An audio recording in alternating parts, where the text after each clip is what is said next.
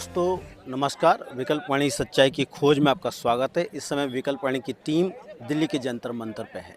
यहाँ पर मेरे पीछे आप देखेंगे मारुति सुजुकी के अस्थायी मजदूर अपनी मांगों को लेकर जंतर मंतर पहुँचे हैं। आपको हम बता दें 2012 में हरियाणा के मानेसर के मारुति सुजुकी के प्लांट में मजदूर अपने अधिकारों की सुरक्षा के लिए अपना यूनियन बनाने और अपनी अन्य मांगों को लेकर संघर्ष कर रहे थे। उस आंदोलन के दौरान प्लांट के अंदर मैनेजर के कमरे में आग लग गई, जिसमें मैनेजर की मौत हो गई। इस मौत के आरोप में आंदोलन कर रहे मजदूरों पर लगा दिया गया और बिना जांच पड़ताल के ही सैकड़ों मजदूरों को काम से निकाल दिया गया। कई मजदूरों को पुलिस ने गिरफ्तार कर लिया, मगर अदालत की कार्रवाई के बाद सैकड़ों मजदूरों को बेगुनाह बोलकर रिहा कर दिया गया। लेकिन करीब 12 सालों से लगातार मारुति सुजुकी के मजदूर अपनी बहाली की मांग को लेकर संघर्ष कर रहे हैं। साथ ही वे मारुति सुजुकी में काम कर रहे अस्थायी मजदूरों को पक्का करने की मांग भी उठा रहे हैं। इन्हीं मांगों को लेकर आज वे जंतर मंतर पहुंचे हैं। विकल्प वाणी टीम यहाँ पहुंची है, इनसे बातचीत करेगी और इनके तमाम समस्याओं को समझने की कोशिश करेगी। आप हमारे साथ बने रहिए। विकल्प वाणी सच्चाई की खोज। जिनको निकाला था कंपनी ने 2012 में, उनका आज क्या कंडीशन है? देखिए, अगर मैं उनकी कंडीशन की बात करूं तो कोई आदमी मजदूरी कर रहा है, कोई खेती में काम कर रहा है, नौकरियां तो रही नहीं। उनके बच्चे सरकारी स्कूल में पढ़ने के लिए भी मजबूर हैं, क्योंकि उनकी जेब में पैसा तो रहा नहीं। प्राइवेट स्कूल में तो उनके बच्चे पढ़ते हैं जिनके पास पैसा होता है, हमारे पास तो पैसा नहीं है। लेकिन जब हम घर से आते हैं तो हमारे बच्चे खुद पूछते हैं कि आपको पिताजी आप जा रहे हो वहाँ पे आपको नौकरी मिलेगी। हम उनको बताते हैं कि हमें नौकरी मिलेगी, लेकिन 12 साल से तो नौकरी मिली नहीं है। अब हमारे बच्चे भी हमारे बराबर बड़े बच्चे हो चुके हैं हमारे, तो उनका जो शोषण होगा, अगर आज हम इस लड़ाई को नहीं लड़ेंगे, इसको नहीं रोकेंगे आने वाले इसको जनरेशन को इस तरह के लिए, तो उनका शोषण तो और ज़्यादा होगा। फिर जब 2012 के अंदर जब ये घटना घटी, उसके अंदर जब हम बार बार बोल भी रहे हैं, आप गुड़गांव के अंदर गुड़गांव पूरा औद्योगिक बेल्ट है, उसके अलावा निमराना है, दारोड़ा टप्पू खड़ा है, जो पूरा इलाका, इसमें अगर आप देखोगे एक कंपनी भी ऐसी नहीं है और एक कंपनी के मजदूर ऐसे नहीं है जिन्होंने अपने अधिकार की मांग उठाई। चाहे वो सेटलमेंट की बात है, चाहे मान लिया उसके अंदर वेज बढ़ाने की बात है, चाहे उसके अंदर यूनियन बढ़ाने की कोई बात है, या कोई गैर कानूनी काम हो रहा है उसके खिलाफ में, जिसने भी आवाज़ उठाई है उसके ऊपर जो क्रिमिनल चार्ज लगे ही लगे हैं।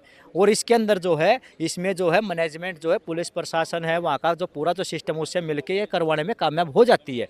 इसी तरह का जो शिकार जो हमारे भी मजदूर साथी उस टाइम पे हुए 2012 के अंदर।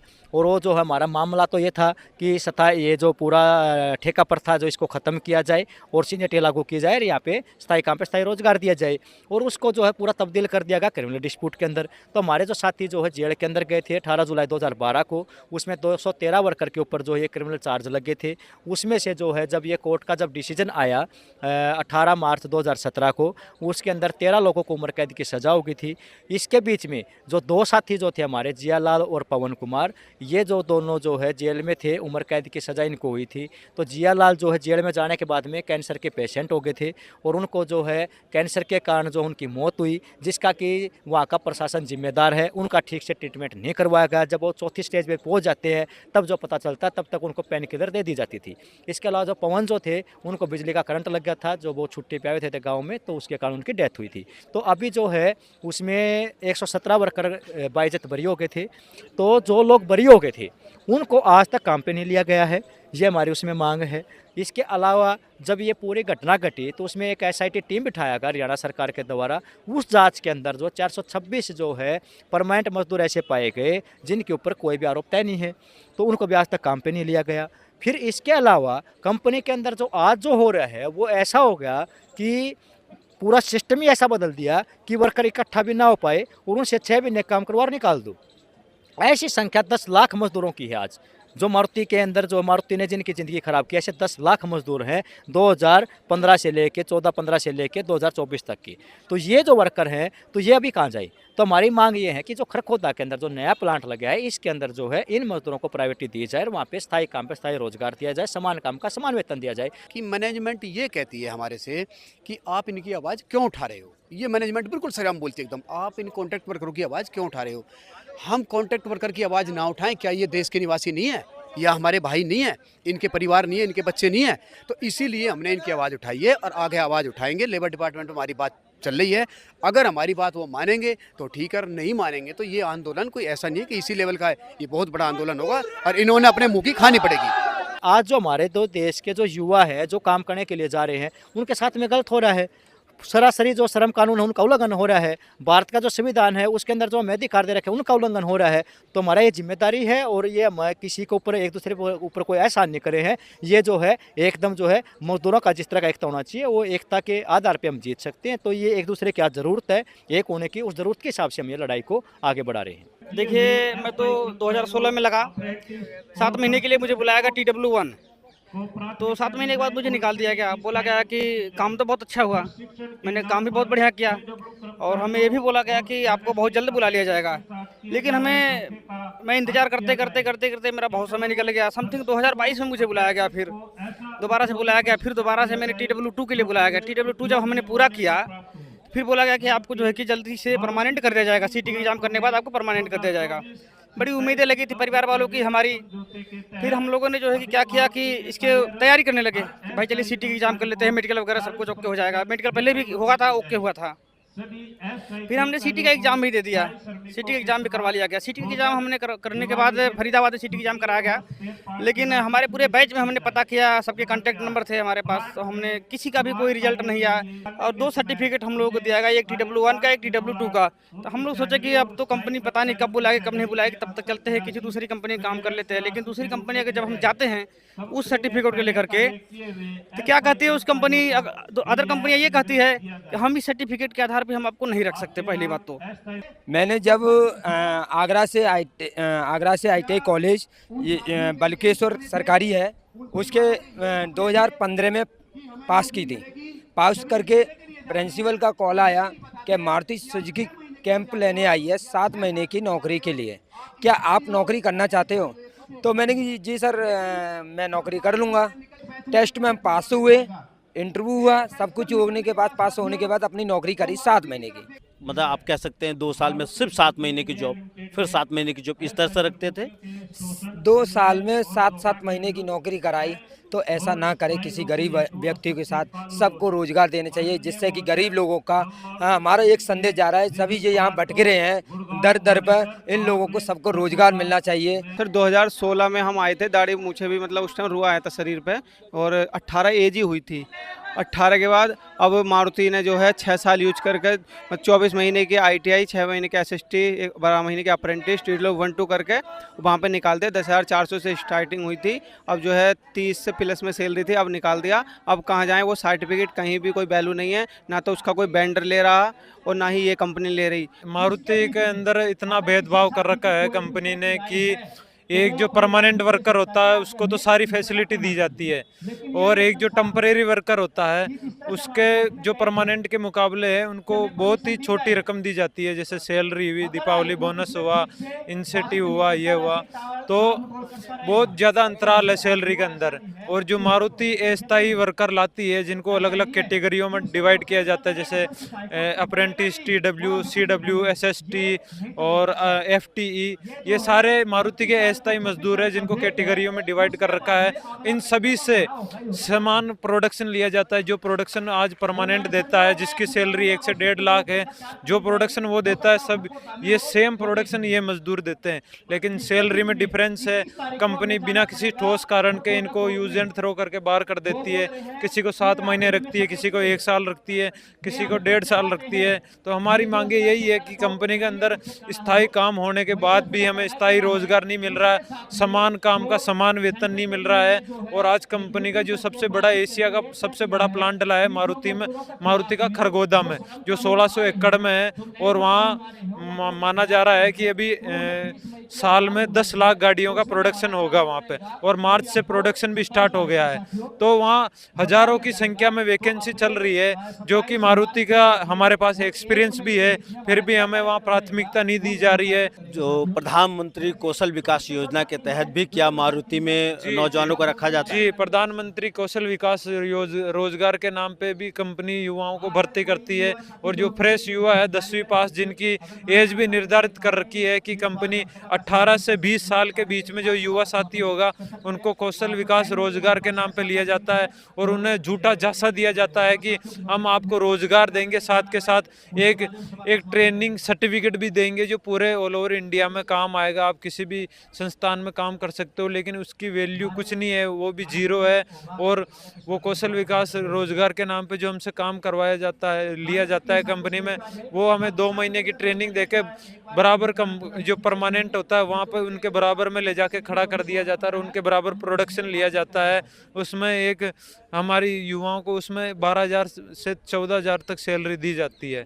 कंपनी बोल रही है कि हम ITI करवाएंगे आपके देश के जो युवा है उनकी, और उससे जो है हम ऐसा प्रशिक्षण देंगे, ऐसा ट्रेनिंग देंगे जिसके आधार पे उनको स्किल मिलेगा, और स्किल के आधार पे उनको काम मिलेगा। ठीक है, वो ITI के नाम पे स्टूडेंट को लेके आते हैं, जो 10वीं पास है, +2 पास है, उसको लेके आएंगे, और उनसे जो है 2 साल ITI के नाम पे जहाँ पे स्थायी रोजगार है, स्थायी काम का जो काम है, उनसे पूरा उत्पादन करवाया जाएगा। उनकी क्लासें भी लगेंगी, लेकिन वो कब लगेंगी? ड्यूटी टाइम के बाद में। सप्ताह में 2 बार क्लासें लगेंगी, 2-2 घंटे की। उसमें भी उनको जो पढ़ाया जाएगा, बताया जाएगा, वो क्या बताया जा रहा है कि आप जो है अभी इस कंपनी में आए हो, आपको किसी के से बात नहीं करनी है, आपको ये नहीं करना, वो नहीं करना, मतलब कि आपको कैसे अच्छा काम करना है कंपनी में, कैसे ज़्यादा से ज़्यादा उत्पादन करना है, जिसके आधार पर आपको नौकरी मिलेगी। ठीक है, वो बेचारे 2 साल पूरा मेहनत करते हैं, लगे रहते हैं। फिर 1 साल क्या होगा, अभी आपको अप्रेंटिसशिप करना पड़ेगा, 1 साल अप्रेंटिसशिप करो, फिर 6 महीने का एक ट्रेनिंग और थोप दी, वो करो, फिर आपको 6 महीने के लिए रखा जाएगा TW के लिए, फिर 6 महीने के लिए रखा जाएगा TW के लिए या CW के लिए रखा जाएगा। कुल मिला के 5 से 6 सालों से पूरा उत्पादन करवाया जाएगा। वो करवाने के बाद में उसको फिर निकाल देंगे एक सिटी का एग्ज़ाम लेके, 10,000 लोगों का एग्ज़ाम लेंगे, 10 लोगों को उसमें परमानेंट कर भी देंगे। तो ये एक पूरा का पूरा जो बाकी जो वर्कर है, बाकी जो मजदूर हो, कहाँ जाएगा, उसको कौन रखेगा? ये जो प्रशिक्षण जो दिया जा रहा है, तो ये एक तरह से देखा जाए तो सरकार के साथ भी चीटिंग है।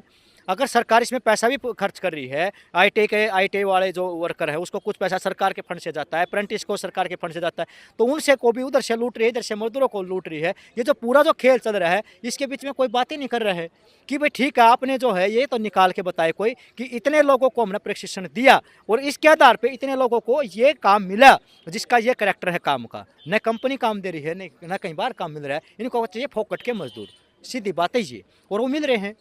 तो ये तो एकदम वो चल रहा है ना, गुंडागर्दी चल रही है पूरी की पूरी मैनेजमेंट की, और पूरा तानाशाही की चल रही है। और ये पूरा जो सिस्टम है वो हमने जितना भी देखा है, जब भी मजदूरों की कोई बात आती है तो पूरा सिस्टम जो है मालिक के पक्ष में ही खड़ा हो जाता है, मजदूरों के सब लोग खिलाफ में ही रहते हैं। आप कह रहे हैं पूरा सिस्टम मालिक या पूंजीपतियों के साथ खड़ा होता है, ऐसा क्यों कह रहे हैं? देखो, 2 चीज़ें देखो आप। एक, जब हमारा ये राइट दे रखा है संविधान में कि धरना हम कर सकते हैं, हम प्रोटेस्ट हम कर सकते हैं, हमारी कोई मांग है वो सामूहिक रूप से हम उठा सकते हैं, ये सब है, अधिकार है। तो आप ये देखो, जब हमने यहाँ पे 18 सितंबर को धरना लगाने के लिए जब हम गए, ठीक है, उसमें कंपनी गई स्टे के लिए कोर्ट में, हम कोर्ट में पेश हुए, वहाँ से हमें ऑर्डर मिला कि आप 500 मीटर दूरी पे जाके धरना दे सकते हो, लेकिन ये भी था कि हम गेट के ऊपर धरना दे सकते हैं, ये हमारा राइट है। ये भी हमें नहीं मिला, 500 मीटर दूर का मिला, कोई बात नहीं है, ले लिया। फिर पुलिस ने क्या किया, उधर से तो 500 मीटर का ऑर्डर मिल गया, पुलिस ने हमें 7 किलोमीटर दूर रख दिया। ठीक है, धारा 144 लगा दी कि आगे नहीं जा सकते हो। ठीक है, वहाँ पे रुक गए। उसके बाद में वहाँ पे धरना चला हुआ था। जब हमने नॉन परमानेंट वर्कर की जब आवाज़ उठाई, हमारा धरने को वहाँ से खदेड़ दिया गया, कोर्ट का ऑर्डर होने के बावजूद भी। तो ये पुलिस प्रशासन जो है पूरा सिस्टम किसके पक्ष में हो? उसके पक्ष में हुआ। हरियाणा सरकार जो है मारुति मैनेजमेंट को नहीं कह सकते कि तुम गलत कर रहे हो, और उसको पता है कि गलत हो रहा है। तो इनका क्या है कि सेंटर में पूरा चीज़ इनका सेट रहता है, सेंटर से कॉल करवाएंगे, बात खत्म है। तो और क्या, इससे ज़्यादा और क्या होगा? हाई कोर्ट में हम गए हुए हैं, हमने पूरा जो न्यायपालिका का जो सिस्टम देखा, किस आधार पे उम्र कैद की सजा दे दी इनको। ये यहाँ पे जो ये क्रिमिनल लोग थे, इनका बैकग्राउंड चेक करो, ये क्या करने आए थे यहाँ पे? लोग मारने के लिए आए थे। तो एक तरफा जो है हमने 2012 से अभी तक लगातार ये देखा है कि जहाँ पे मालिक और मजदूर की जो बात आएगी वो न्यायपालिका से लेके पुलिस प्रशासन से लेके सरकार से लेके पूरा नौकरशाही से लेके सब के सब उसके पक्ष में खड़े हैं। एक जगह ही बता दो कि यहाँ पे जो है आपको न्याय मिला, क्यों हमें आज तक 12 साल तक हमें क्यों रोड पर रहना पड़ा, क्यों हमें काम पे नहीं लिया गया, क्यों जो है हमें जो है बरी होने के बाद में कोर्ट ने बरी कर दिया, क्यों नहीं आज तक काम पे लिया गया। हरियाणा सरकार ने एसआईटी टीम की जांच बिठाई, उसमें 426 वर्कर जो है निर्दोष पाए गए, क्यों उनको आज तक काम पे नहीं लिया गया। ये जो मजदूर हैं जिन्होंने हर तरीके का अपना जो है हर तरीके का सहयोग दिया, पूरा ज़िंदगी का खास टाइम दे दिया, इनको क्यों बाहर फेंक दिया गया, क्यों आज इनको खरगोदा प्लांट में नहीं लिया जा रहा है, क्योंकि मैनेजमेंट नहीं चाह रही है, इसलिए पूरा सिस्टम भी नहीं चाह रहा है। तो ये एक चीज़ है ना। दोस्तों एक बात समझनी है, जैसे यहाँ मजदूर जितने खड़े हैं मारुति के, ये अपने अनुभव से बोल रहे हैं। ये हिंदुस्तान की सरकार और पूरा सिस्टम दावा करता है कि हम मजदूरों के अधिकारों के साथ खड़े हैं, मजदूरों की सुरक्षा करते हैं, लेकिन जब मजदूर अपने सुरक्षा के लिए, अपने अधिकारों के लिए जो कानूनी मान्यता कागज़ों में लिखी हुई है कि मिनिमम वेज मिलना चाहिए, एक समान काम का समान वेतन मिलना चाहिए, कोर्ट अप्रूवल करता है, उसको मांगने के लिए जब जाते हैं तब पुलिसिया दमन होता है, तब सरकार पूरा मैनेजमेंट के साथ मिलकर मजदूरों का दमन करती है। इसके अलावा मारुति सुजुकी के मजदूर अपने अधिकारों के लिए, अपना यूनियन बनाने के लिए और अस्थायी ठेका मजदूरों को पक्का करने की मांग उठा रहे हैं। जैसा इन मजदूरों ने बताया, अस्थायी मजदूरों का बेतहाशा शोषण हो रहा है और सरकार पूंजीपति मालिकों के पक्ष में काम कर रही है। फिर कहना ही पड़ता है ये कैसा लोकतंत्र है जहां मजदूरों को सुरक्षा नहीं मिल रही। फिर सोचना पड़ेगा कि पूरा जो व्यवस्था है मजदूरों के खिलाफ खड़ा है और सिर्फ चंद कॉर्पोरेट घरानों के हितों में काम कर रहा है। इसके बारे में आप क्या सोचते हैं, आप क्या समझते हैं, कमेंट कीजिए और देखते रहिए विकल्प वाणी, सच्चाई की खोज।